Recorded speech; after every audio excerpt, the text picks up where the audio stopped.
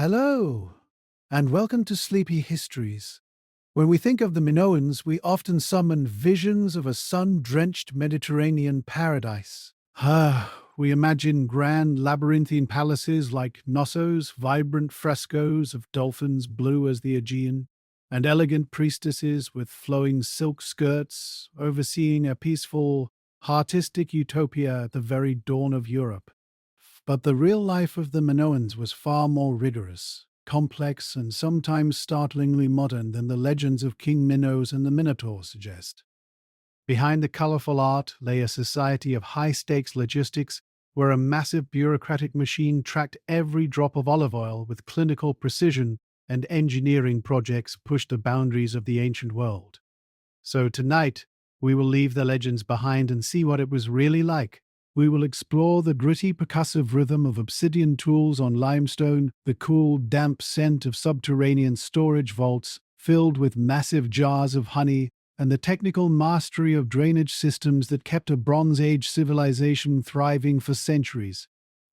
If you enjoyed this immersive journey into the past, please like this video, subscribe to Sleepy Histories, and share your location and time in the comments below. The year is approximately 3000 BCE. You are observing the Cretan landscape during the transition from the final Neolithic period into the early Bronze Age, a chronological threshold where the scattered tribal identities of the Aegean begin to crystallize into what modern archaeology defines as Europe's first civilization, the Minoan. This nomenclature is not an indigenous term from the era, but a 19th century academic construction derived from the dynastic title of Minos, a figure entrenched in later Greek legend as either a singular law-giving king or a line of divine rulers. On the rugged elevation of Papara Hill, the initial construction phases are underway. You see workers clearing the limestone bedrock, marking the site with the precision required for long-term habitation. The air is heavy with the smell of damp earth, turned over for the first time in centuries, and the rhythmic percussive chipping of obsidian tools resonates against the stone. These tools, volcanic glass sourced primarily from the island of Melos, are brittle but capable of achieving an edge sharper than modern steel, essential for the intricate stoneworking that precedes the widespread use of bronze. The organizational structure of this nascent society is visibly shifting. Small, egalitarian clusters of mud brick dwellings are being superseded by more sophisticated architectural planning. You notice the emergence of communal storage pits and more durable foundations, signifying a move towards sedentary permanence and the accumulation of surplus resources. This is the first foundation, the geological and social bedrock upon which the future palatial complexes will rest. The labor is not merely physical. It is an expression of a burgeoning hierarchy. Technical mastery over local materials, limestone, gypsum, and clay, becomes the primary driver of social stratification. As you walk through the primary excavation trenches of your observation, the grit of calcified dust settles on your skin, a byproduct of the constant shaping of the landscape. Culturally, the ideological framework of these early settlers is rooted in a matriarchal religious structure. You observe small terracotta figurines being placed within domestic shrines or foundation deposits. These icons frequently feature the snake, a symbol not of malice, but of the earth's regenerative power, and the shedding of old skins, a biological metaphor for the transition the culture itself is undergoing. The snake as a symbol serves as a focal point for a belief system that prioritizes the fertility of the land and the continuity of the lineage. This spiritual governance provides the social cohesion necessary to mobilize large groups of people for public works. The matriarchal influence suggests a society where lineage and perhaps property rights are tracked through times and maternal lines, a stark contrast to the patriarchal structures that would later dominate the mainland. Technically, the mastery of the environment is evident in the water management systems beginning to take shape. While the grand aqueducts of the later periods are centuries away, the initial leveling of the Papara Hill site involves rudimentary drainage channels to divert the heavy seasonal rains of the Mediterranean. Every stone placed is a logistical calculation. The heft of the boulders moved via wooden rollers and sheer human exertion indicates a high level of coordinated labor. The friction of the ropes against calloused palms and the alkaline scent of wet mortar define the daily experience of the builder. This is the period of the pre-palatial Minoan, a time of experimentation where the local population is learning to navigate the complexities of maritime trade and agricultural intensification. As the sun sets over the Aegean, the silhouette of the Papara Hill monument against the horizon marks a permanent change in the topography of Crete. The shift from Neolithic toolkits to the organized quarrying of stone represents a cognitive leap in how the environment is perceived and manipulated. The settlers are no longer merely inhabiting the land. They are engineering it. The obsidian blades once used for simple survival are now supplemented by early copper implements, marking the dawn of metallurgy. As these early settlers organized, they began to master the logistics of a palace-based society. The transition from the early foundations of the 3rd millennium BCE into the Middle Minoan period is marked by an architectural departure that challenges several long-held archaeological assumptions. Between 2300 and 1800 BCE, the summit of Papara Hill became the locus of a construction project of unprecedented geometric complexity. You observe the laborers as they manipulate massive blocks of local limestone, a sedimentary rock composed primarily of calcium carbonate, which provides both the structural integrity and the aesthetic uniformity required for the blueprint. This is not the haphazard expansion of a Neolithic village, but a deliberate exercise in concentric stone masonry, resulting in a monument that comprises 7 distinct stone rings emerging from a central circular building according to a calculated radial plan. As you traverse the site, the scale of the engineering becomes apparent. The rings are not merely decorative. They form a sophisticated subterranean complex where the average wall thickness indicates a need to support a significant vertical load. The limestone has been dressed, roughly shaped and smoothed to ensure a tight fit between courses. You place your hand against the masonry as you navigate a narrow, curving corridor. The cool, smooth touch of the dressed limestone provides a stark contrast to the humidity trapped within the confined spaces. This tactile sensation is the direct result of the thermal mass of the stone, which regulates the internal temperature against the Mediterranean sun. Internally, the structure serves as a physical manifestation of a labyrinth. The spaces are connected by a series of narrow passageways, some barely wide enough for a single adult to pass through, which twist and turn to follow the curvature of the concentric rings. There is no linear path from the exterior to the core. Instead, movement is dictated by a restrictive spatial syntax designed to control access and visibility. To move inward, you must commit to a sequence of repetitive turns, a process that disorients the senses. The air in these corridors carries a distinct olfactory signature, the damp, earthy scent of disturbed soil mixed with the faint, lingering odor of organic decay. Excavations within these internal chambers reveal the primary function of the complex. Archaeologists have recovered significant deposits of animal bones, predominantly belonging to bovines and caprins, scattered throughout the floor layers. The forensic analysis of these remains, noting specific fracture patterns and the presence of charring, suggests that the structure was utilized for ritual purposes, likely involving communal feasting or sacrificial offerings. Unlike domestic dwellings of the same period, there is a conspicuous absence of grinding stones or weaving weights. The space was dedicated to the metaphysical rather than the mundane. You observe the dark stains of carbonized organic matter on the floor, the physical residue of fires that once illuminated these windowless limestone halls. From a comparative standpoint, this layout possesses no exact parallels in the Minoan archaeological record discovered to date.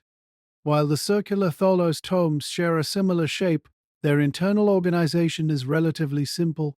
The Papora monument, by contrast, utilizes a multi-layered concentric configuration that pretendulous of the complexity of the later palaces without mimicking their rectangular logic. It is a singular development representing a moment where geometric precision and ritual isolation intersected. The silence within the inner rings is absolute, broken only by the rhythmic sound of your own footsteps. As the 18th century BCE approached, the social function began to shift. The labor required to dress the thousands of tons of limestone necessitated a high degree of social organization. This logistical expertise was soon redirected toward the valleys below. While these unique monuments served the spirit, a new system of power was rising to manage the material world. By 1900 BCE, the architectural ambition displayed on Papora Hill has coalesced into a more permanent and centralized expression of authority. You are observing the apogee of the Middle Minoan period, a chronological milestapeless to milestapelacial centers across the Cretan landscape. These are not merely residences. They are the logistical engines of a highly stratified society. As you walk toward the heart of the settlement, the haphazard expansion of earlier villages has been replaced by calculated urban planning. The most striking realization of this era is the absence of fortifications. You scan the perimeter of the sprawling complex and find no battlements, no defensive moats, and no thick masonry designed to repel invaders. This structural choice indicates a period of profound internal stability and a naval hegemony so complete that the threat of land-based assault remains functionally non-existent. This lack of defensive walls allows the palace to bleed seamlessly into the surrounding city, creating a physical manifestation of the social contract between the ruling elite and the citizenry. Technical examination of the construction reveals an advanced understanding of limestone and gypsum masonry. The central courts are the primary organs of these structures, vast paved spaces designed to accommodate the mass assembly of the population. As you cross the flags, you hear the echoing footsteps of 1,000 citizens across a paved central court, a percussive reminder of the collective labor required to sustain this state. The air is cool and carries the dry, earthy scent of excavated stone and the briny breeze of the Aegean, which funnels through the light wells designed by Minoan architects. These architects utilized a monostyle column system, tapered wooden pillars, wider at the top than the bottom, to support the multi-storied reaches of the West Wing. Here the local elites have consolidated their power, transitioning from tribal leaders into the bureaucratic masters of the second millennium. This consolidation is not achieved through military subjugation, but through the mastery of the palace economy, a sophisticated model of centralized storage and distribution. To understand the mechanics of this system, you must descend into the magazines. These long, narrow storage bays are the structural backbone of the building's floor plan. You observe rows of pithoi, colossal ceramic jars, some reaching the height of a man, pressed into the shadows of the subterranean level. These vessels are the primary technology of the redistribution economy. Into these jars, the palace collects the surplus of the Cretan soil, thick olive oil, amber-hued honey, and thousands of gallons of wine. The air in these magazines is heavy, damp, and smells of fermented sugars and the metallic tang of damp clay. Every drop and every grain is meticulously recorded by a growing class of scribes. You observe the clerk marking the ledger, using styluses to press early administrative scripts into moist clay tablets. This is the mechanism of survival and control. The palace extracts the agricultural commodities from the surrounding peasantry during the harvest and redistributes them during lean months. It is a closed-loop system that ensures the dependency of the periphery on the center. Transitioning from the storage vaults to the workshops, the sheer volume of production becomes evident. The sound of the palace is an industrial symphony. The rhythmic grinding of lapidaries shaping carnelian seals, the hiss of water on stone, and the crackle of kilns firing camares ware pottery. These fine-walled vessels, with their white and red motifs on a dark slip, are the high-status currency of the era. They represent the refinement of a society that has moved beyond mere subsistence into the realm of aesthetic specialization. The elites facilitate this by providing the raw materials, imported copper, tin, and gold, harvested through maritime networks. The stratification of the labor force is visible in the physical toll of the work. You see the calloused hands of the potter and the squinted eyes of the jeweler, both working under the patronage of the central authority. As the sun sets over the unfortified sprawling wings of the palace, The logistical dominance of the administrative class is absolute. With power centralized, the Minoans turned their eyes toward the horizon and the wealth of the sea. The centralization of the palatial hubs around 1900 BCE converted the Cretan landscape from a collection of subsistence holdings into a sophisticated engine of macroeconomic redistribution. This period, spanning from approximately 2000 BCE to 1450 BCE, marks the first half of the second millennium BCE as an era of sustained prosperity for the Minoan civilization. You observe the logistics of this growth, not as a series of isolated transactions, but as a continuous cycle of import and export facilitated by a maritime fleet that functioned as the connective tissue between the Aegean and the wider Near East. The movement of materials was dictated by the scarcity of minerals on the island of Crete and the surplus of processed biological goods produced within its terraced hills. The palatial economy was not merely a local market, it was a high-functioning terminal for international logistics. Every movement of goods was a calculated effort to balance the island's geological deficits against its agricultural abundance.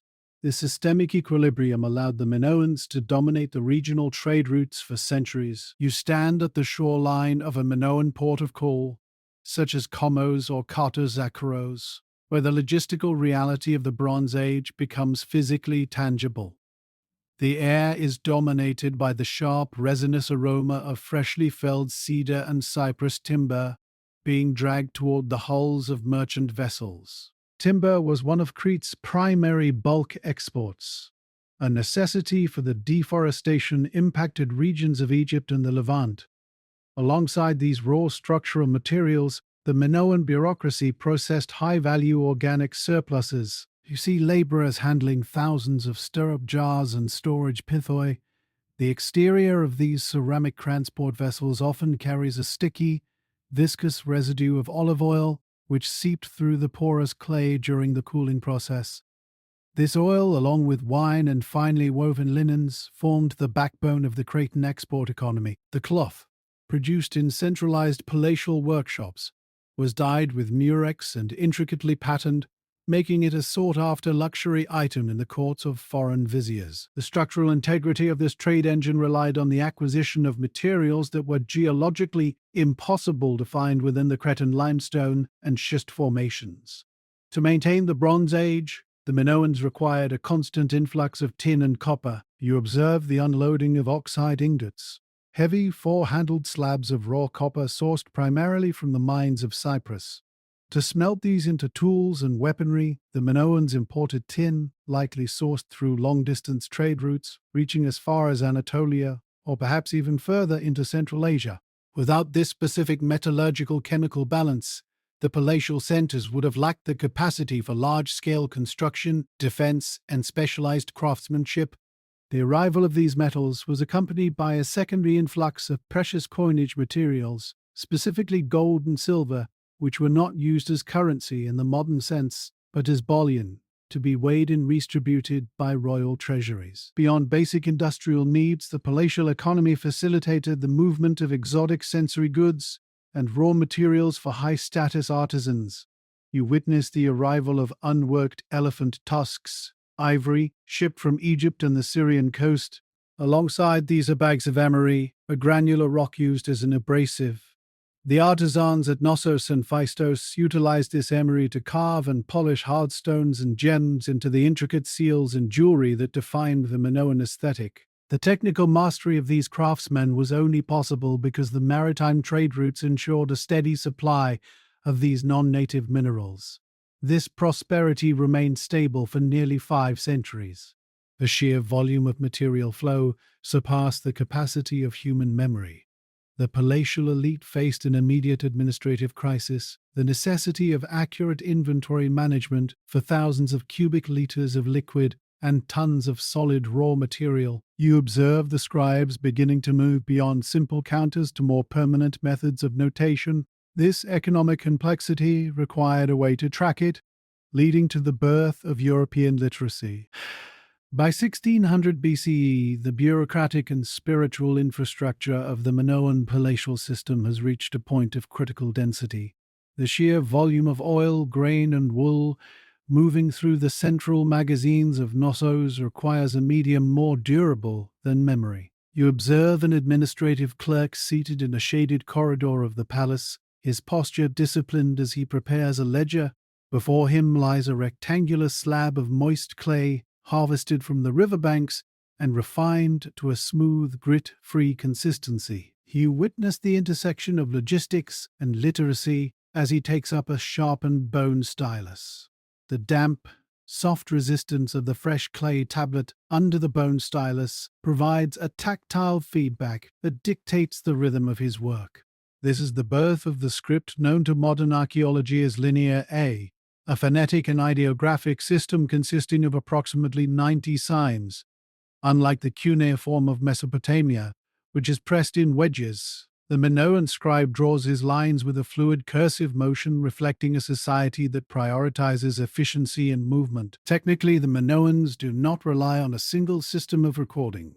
In addition to the linear script, they employ a distinct hieroglyphic script, frequently found on seal stones and ritual objects. While Linear A serves the primary function of palace accounting, tracking the redistribution of commodities, the hieroglyphic script often appears in more formal or sacred contexts. You note the precision of these carvings on tiny chalcedony and jasper seals. The icons of cats, hands, and crescents are not merely decorative but functional signatures of authority. The existence of dual scripts indicates a specialized intellectual caste, capable of navigating both the mundane requirements of the storehouse and the esoteric demands of the sanctuary.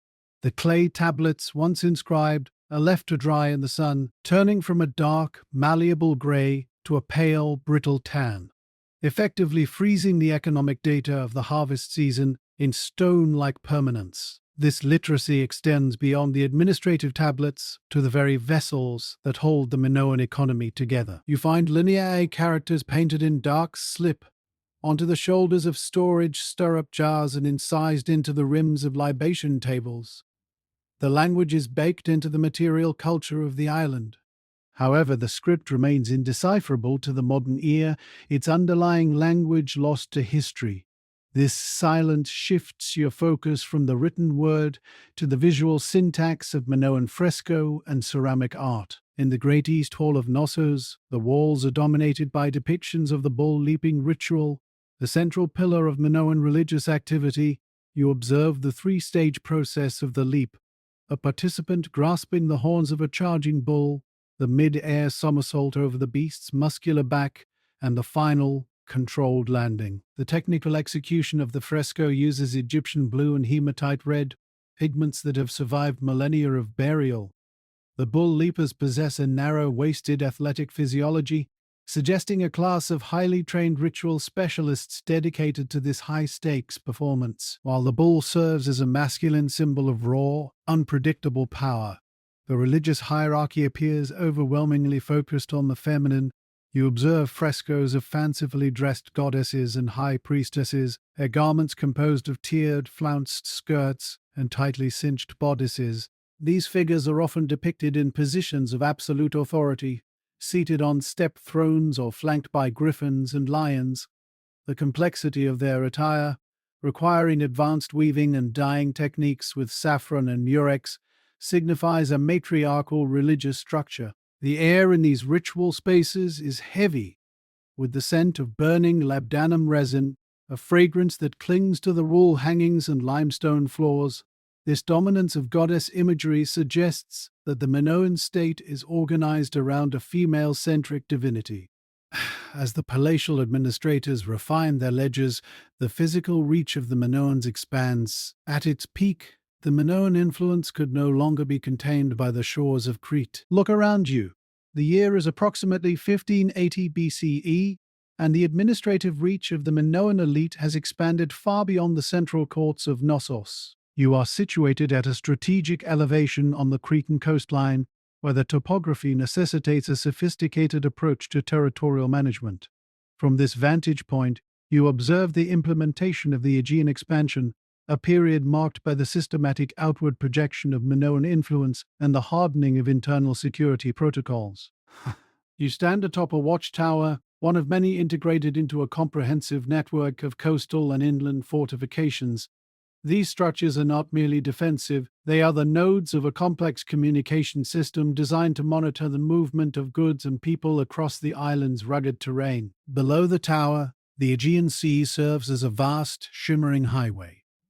The blinding glare of the sun reflecting off the water's surface forces you to squint as you track the linear progression of a Minoan trading vessel. This visual intensity is a byproduct of the high salinity environment, where the crystalline structure of the brine amplifies the Aegean light. You are witnessing the birth of a maritime empire carved from stone and salt. The masonry of the watchtower reflects the pinnacle of Bronze Age engineering.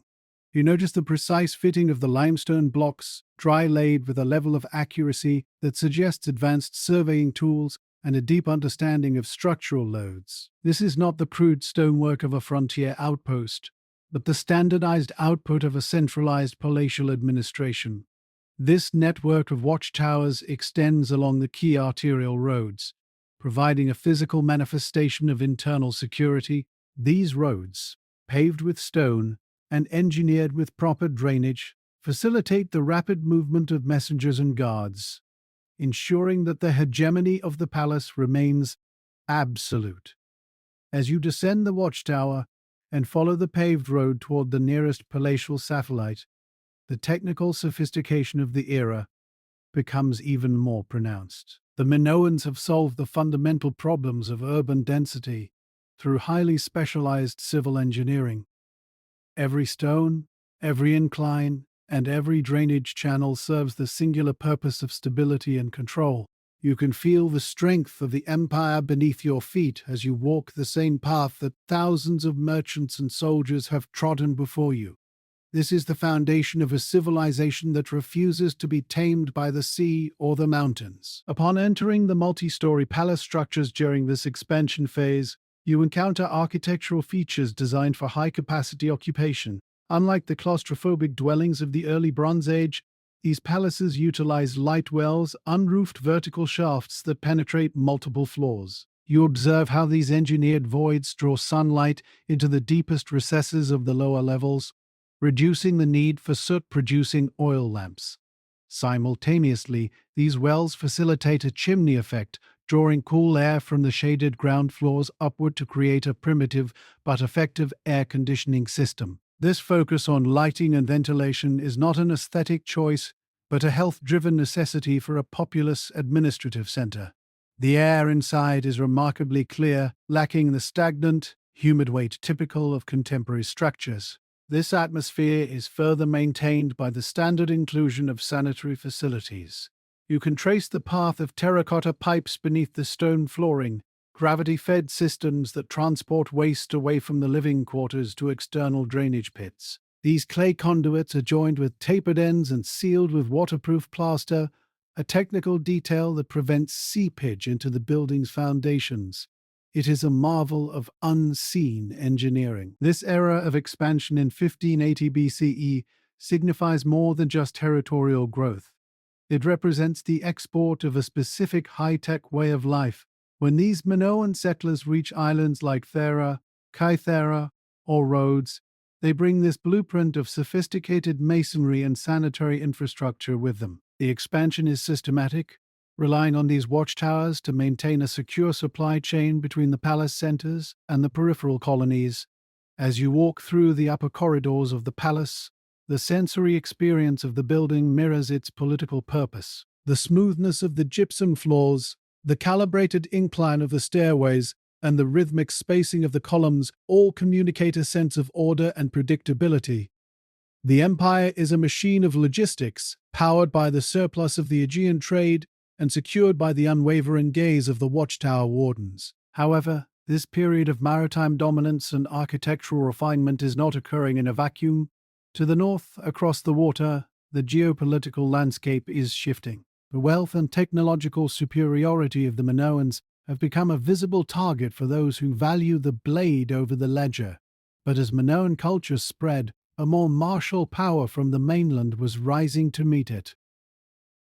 The sophisticated thalassocracy that defined the mid-2nd millennium BCE, with its engineered watchtower networks and paved arterial roads, faced an abrupt and systemic rupture around 1450 BCEE. This chronological marker identifies the horizon of the late Minoan 1B period, the stratigraphic layer characterized globally by ash deposits and the cessation of administrative records.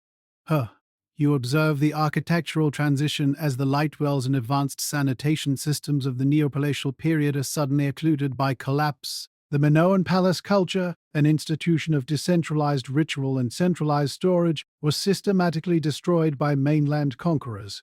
The mechanisms of this destruction were not merely structural but cultural. The administrative bureaus that once tracked thousands of liters of olive oil and measures of grain fell silent. You breathe in the gritty taste of ash that lingers in the stagnant air of the ruined corridors, a particulate reminder of scorched timber and calcined limestone. In the weaving rooms, the sudden silence of a dead loom replaces the rhythmic percussion of clay weights, signaling the end of the Minoan textile monopoly. Following this cataclysm, the late Minoan period, spanning approximately 1400 to 1100 BCE, emerged as a phase of cultural reconfiguration and occupation.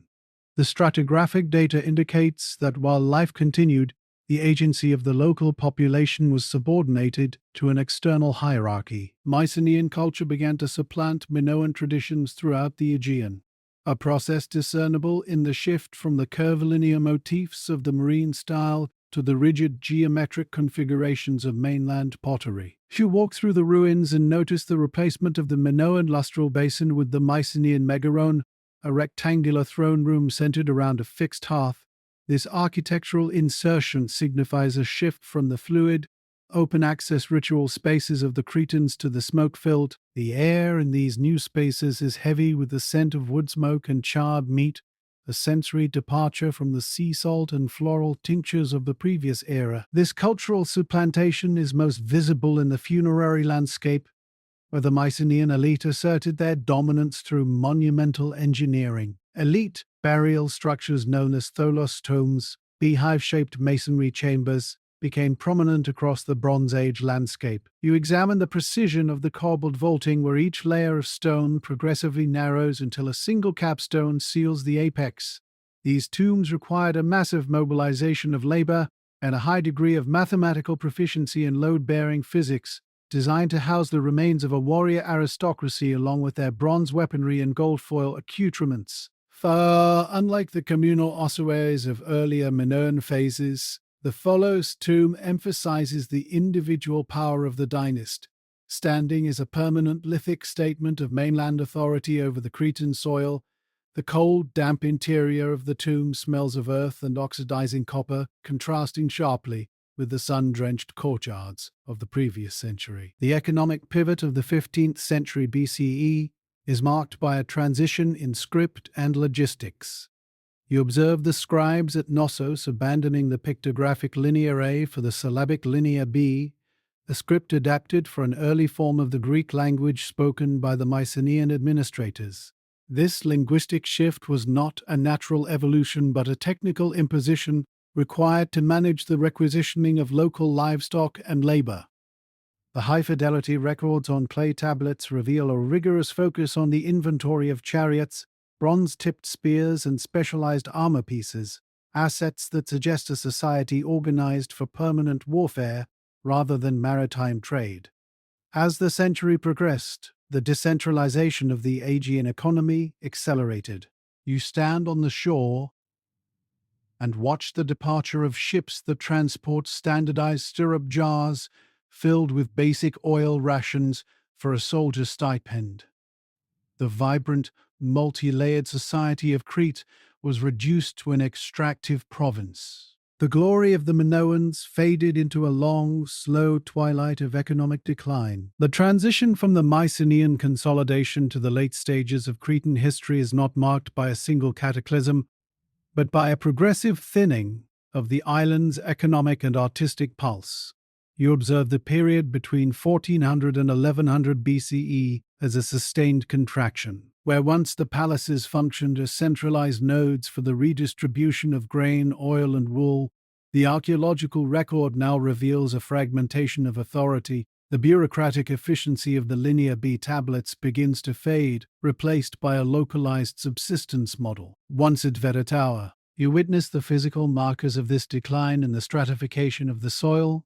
The layers associated with the 12th century BCE contain significantly fewer luxury imports from the Levant or Egypt. The maritime trade routes that once defined the Minoan thalassocrosity have narrowed, leaving the island isolated from the broader Mediterranean network. This economic isolation is the primary driver of the cultural stagnation that follows. Information from this era is reconstructed primarily from archaeological findings rather than texts, as the written word itself begins to disappear from the record. Technically, the decline is most visible in the ceramic sequence. You analyze the late Minoan III pottery and note a distinct loss of technical proficiency. The high-fired, eggshell-thin vessels of the Neopalatial period disappear, replaced by thicker, more irregularly shaped clay bodies. The firing temperatures in the kilns appear inconsistent, resulting in brittle surfaces and duller finishes. The pigments used for decoration, previously vibrant ochres and deep iron oxide reds, are now applied with less care. The fluid, naturalistic motifs of octopus and floral sprays have devolved into rigid geometric abstractions. You see a crudely painted vase, its lines shaky and its proportions lopsided, standing in the shadow of a masterwork from 3 centuries prior. The contrast provides a silent, material testament to the loss of specialized craftsmanship. The master potters, once supported by the surplus of the palace economy, have vanished. Their successors struggle to maintain even the basics of the form. As you move through the settlements of 1100 BCE, you find that the population has retreated from the vulnerable coastal plains to the refugee sites in the high mountains such as Carfi. These locations offer defensive advantages but lack the fertile reach of the Masara plain. The architecture here is utilitarian and cramped, lacking the ashlar masonry and light wells that characterize the Golden Age. The absence of written records from this era forces historians to rely almost exclusively on these architectural and ceramic shifts to reconstruct the narrative. You are observing a culture in a state of final decline where the energy of the people is entirely consumed by the mechanics of survival. The sophisticated social hierarchies have flattened. The delicate seal stones and the vibrant frescoes have all ceased production. The air in these mountain dwellings is thin and cold, carrying the smell of wood smoke and damp earth, rather than the incense and sea spray of the ancient harbors. This is the long twilight of the Minoan legacy. The systemic breakdown is complete. No longer a beacon of Aegean civilization, Crete has become a peripheral landscape of memory and ruin. By the dawn of the 11th century BCE, the distinct cultural markers that defined Minoan have been smoothed over by the arrival of the Iron Age and the encroaching influence of the Dorian migrations. The grand administrative centers are now nothing more than limestone skeletons, their stones being repurposed for simple field walls. The intricate drainage systems are clogged with debris, and the paved causeways are being reclaimed by the scrub and time of the Cretan hills. You stand at the terminus of a 3,000-year trajectory, witnessing the final shuttering of the Bronze Age. The silence of the abandoned halls is absolute, marking the end of the first great European civilization. Thousands of years later, the remnants of this world would collide with the modern thirst for progress. The transition from the late Bronze Age collapse into the modern era is marked not by a disappearance of Minoan influence, but by the physical friction between the subterranean past and the rapid expansion of contemporary Greek infrastructure. Between 2012 and 2024, the pace of urbanization and energy logistics accelerated, transforming the Greek landscape into a site of profound structural conflict. You observe this tension most clearly in the urban centers and rural corridors, where the demands of the 21st century collide with the stratigraphic layers of antiquity. The mechanisms of progress, reinforced concrete, hydraulic excavators, and transcontinental energy grids now encounter the literal foundations of historical identity. In 2012, this friction became a public crisis in the city of Thessaloniki. During the construction of the city's metro system, a multi-billion-euro project designed to alleviate modern congestion, the steel teeth of the tunneling equipment struck a significant archaeological stratum, The excavation revealed a vast and remarkably preserved ancient avenue, the Decumanus Maximus, an artery of the Byzantine and Roman city. You witness the technical standstill that follows, the cessation of the screeching metal, and the arrival of archaeological surveyors with brushes and calipers. To preserve the street exactly where it was found would require an expensive and technically complex redesign of the metro station. The discovery of the avenue presented a logistical paradox. To move it or build over it would be seen as a betrayal of cultural heritage. In the context of the Greek state, these archaeological discoveries are frequently characterized by developers and government officials not as treasures, but as the archaeological obstacle, a term defining any historical site that delays project timelines or increases capital expenditure. The regulatory landscape of the 2010s reflected a shift in institutional priorities. State institutions in Greece, burdened by the economic pressures of a decade-long financial crisis, increasingly began to align themselves with the interests of large-scale developers and international infrastructure consortiums over the preservation mandates of the Central Archaeological Council. This alignment is visible in the legislative streamlining of environmental and cultural impact assessments. You see the administrative machinery prioritizing the rapid deployment of concrete and steel, often treating the clay of the past as a secondary concern. The philosophy of infrastructure at any cost became the presiding logic of the Ministry of Development, creating a systemic environment where the preservation of historical integrity is viewed as a fiscal liability. This era of development was not limited to urban transit.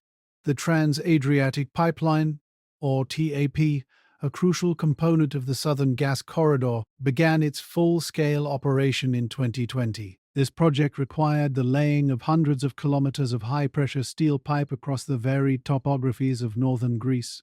You track the path of the pipeline as it navigates through sensitive landscapes, skirting the edges of Neolithic settlements and classical ruins.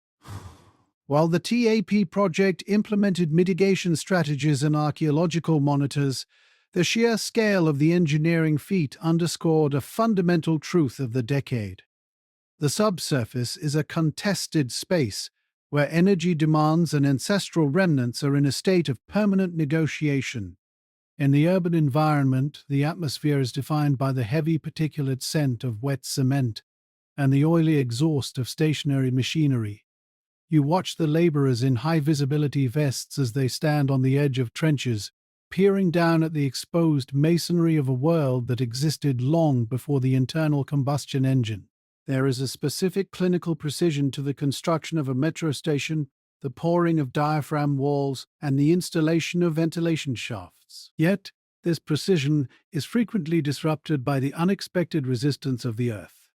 You hear the sharp, jarring screech of a metal excavator bucket hitting unexpected stone, a sound that signals a total cessation of labor. This sound represents the point of impact between two irreconcilable needs: the necessity of a modern nation to evolve and the obligation of a society to protect its physical memory. Throughout the early 2020s, the debate over archaeology versus development reached its zenith. To the engineer, the ancient stone is a barrier. To the historian, it is the primary source material of identity. You observe the stratification of Greek society through this lens, divided by those who prioritize the metabolic needs of the modern state and those who view the loss of a single archaeological site as an irreversible amputation of the past. The concrete used in a single modern transport hub exceeds the total mass of many ancient hilltop citadels, yet its lifespan is projected in decades, whereas the clay and stone work it replaces has endured for millennia. The friction between the ephemeral present and the enduring past created a volatile environment. This tension reached a breaking point on a hill in Crete, where a 4,000-year-old secret was unearthed. The systemic friction between modern Greek infrastructure and its buried heritage reaches a definitive vertical climax in October 2025. You find yourself atop Papara Hill, a limestone elevation situated at 494 meters above sea level, overlooking the construction zone of the new Aegean International Airport. Beneath your boots lies a 1,800 square meter circular monument, a complex labyrinth of stone walls dating back 4,000 years to the Minoan proto-glacial period. For 4 millennia, these stones remained interlocking and silent until a salvage excavation, precipitated by the airport's heavy machinery, exposed the site's unique architectural geometry. The technical conflict is now absolute. The ancient stone circle occupies the exact physical coordinates required for a 98-foot-tall radar tower, a structure essential for the safety of the expanding Cretan airspace. You observe the dual realities of this landscape. To the north, the existing transport terminals struggle under the pressure of unprecedented growth. In the first 10 months of 2025 alone, Heraklion drew 4 million international travelers, a logistical load that has pushed the regional aviation infrastructure to its thermal and structural limits. The hill is not merely a scenic overlook. It is a critical node in a three-dimensional grid of safety protocols. Aviation authorities present a rigid mathematical argument for the destruction or relocation of the monument. Their data indicates that any other positioning of the surveillance array would result in a 24-second radar coverage gap. In the high-velocity environment of modern takeoffs and landings, 24 seconds is a catastrophic window of invisibility, an unacceptable risk for the millions of lives passing through this corridor. The air on the summit carries the sharp ozone scent of ionized air, a byproduct of the electronic testing equipment already being calibrated by technicians in high-visibility vests. You watch the arrival of Mayor Vasilis Kekeroglu, who leads a contingent of protesters and local advocates to the site's perimeter. Their presence is a physical blockade against the encroachment of the radar installation. Kekeroglu's argument is rooted in the legislative and cultural weight of the site, asserting that the 4,000-year-old monument represents a non-renewable resource that cannot be mitigated by technological convenience.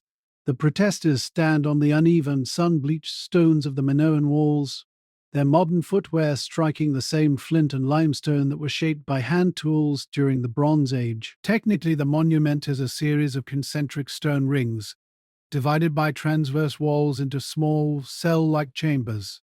Archaeologists identify it as a likely ritual or communal space, its circularity mirroring the very radar dishes that now threaten its existence. You see the conflict through the lens of institutional priority. The Ministry of Culture's mandate to preserve stratigraphic integrity versus the Ministry of Transport's obligation to minimize air traffic risk. The 24-second gap is the pivot point of this standoff. Engineers argue that moving the 30-meter tower even a few hundred meters downslope would create a blind zone behind the hill's shoulder, obscuring descending aircraft from the primary interrogation sensors. As the sun sets over the Aegean, the silhouette of the proposed radar tower is simulated by the placement of temporary scaffolding. It looms 98 feet into the darkening sky, a steel needle poised to pierce the heart of the archaeological site. Scientists from the Hellenic Civil Aviation Authority monitor their digital displays, the glowing blue screens contrasting with the dusty ochre-colored earth of the trench. The hum of a radar dish spinning above a silent ancient stone circle captures the mechanical heartbeat of the 21st century. This is the paradox of Cretan modernization, the very tourism industry that funds the Greek state, driven by the 4 million visitors seeking the Minoan past, requires the technical infrastructure that necessitates the destruction of that past. The airport expansion is a multi-billion-euro project designed to accommodate the Boeing and Airbus fleets of the next 3 decades, yet it is currently paralyzed by a structure built before the invention of the alphabet. You note the physical tension in the archaeologists' hands as they brush dust from the crevices of the stones, knowing that the soil they remove may eventually be replaced by the concrete foundations of a transponder array. In the meeting rooms of the Civil Aviation Authority, the 24-second coverage gap is treated as a law of physics, an immutable barrier to compromise. However, for Mayor Kekeroglu and the preservationists, the monument is equally immutable. The standoff is a collision of 2 different types of necessity, one focused on the life safety of the digital future, the other on the cultural identity of the deep past. The story of the Minoans remains unfinished, caught between the sky of the future and the earth of the past.